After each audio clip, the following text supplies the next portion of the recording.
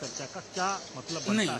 क्या इतिहास उठा के देख लें, क्या ऐसा हुआ है कि कोई भी चीज जो माननीय सर्वोच्च न्यायालय या न्यायालय के विचाराधीन हो, क्या उस पर चर्चा नहीं हुई? मैं समझता हूं कि बस थोड़ा समझने की ज्ञानवर्धन की जरूरत है, लेकिन ये ज्ञानवर्धन करना नहीं चाहते।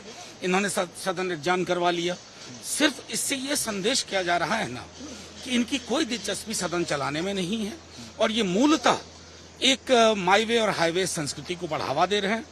वो व्यक्ति मंत्रिमंडल में बैठा हुआ और आप कह रहे हैं कि जांच चल रही है, मतलब क्या संदेश दे रहे हैं? जिसने धमकी दी कल पत्रकारों के साथ, जो ये कभी मैंने सुना नहीं था, और ऐसा व्यक्ति प्रधानमंत्री जी का सरप्रिय बनकर के मंत्रिमंडल में बैठा हुआ। हमारे हाउस में भी कई सदस्यों ने अजय मिश्रा टेनी जी के इस्तीफे के लिए, बर्खास्तगी के लिए स्थगन दिया था। मैंने बिहार को स्पेशल स्टेटस के लिए दिया था, लेकिन किसी पे कोई चर्चा ही नहीं। फिर सदन की, संसद की इमारत का मतलब क्या? बेजान मना रहे हैं।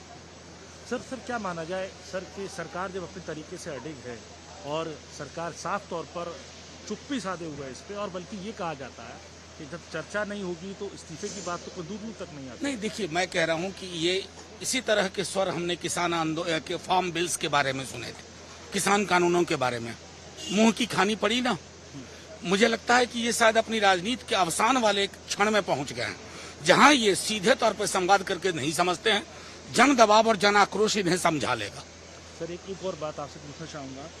कैबिनेट ने एक बिल क्लियर किया है इलेक्टोरल रिफॉर्म्स का, जहां पर आधार को लिंक किया जा रहा है वोटर आई कार्ड से, और फर्स्ट टाइम वोटर जो है 4 बार इस बात को रजिस्टर कर। देखिए, इसमें कोई नहीं, इसमें से बहुत सारी चीजें पेंडिंग थी, इस पर अप्रूवल हुआ। लेकिन सबसे बड़े इलेक्टोरल रिफॉर्म की जो जरूरत है, पूंजी की गिरफ्त से, ये जो इलेक्टोरल बॉन्ड है ना, ये सबसे बड़ा बाधक है स्वतंत्र और निष्पक्ष चुनाव।